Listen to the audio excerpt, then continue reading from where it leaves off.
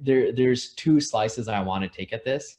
One is, we tend to invest in platform companies, whether it's a Zymergen or an Anagenex, a Calliope, a Cahal, a Recursion. Those are all, I think, exemplar of those companies.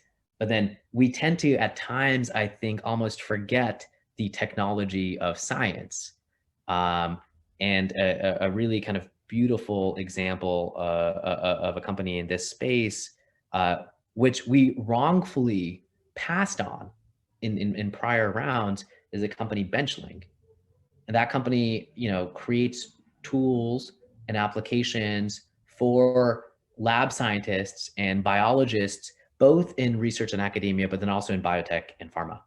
And for so long, we, I think, scoffed and said there's, each of these attempts in a one-off manner that we're building in terms of a verticalized platform are so difficult. And sure, those companies are using Benchling, but how big is that market really?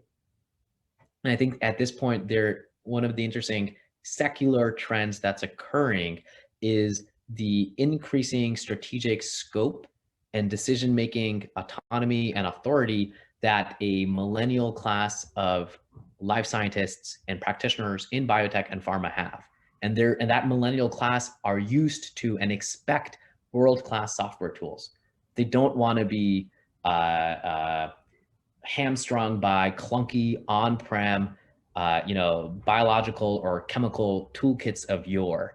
And so Benchling I think, has really beautifully ridden exactly that wave and integrated to become a standard and necessary piece of the early stage discovery process for biologists, but is only just beginning.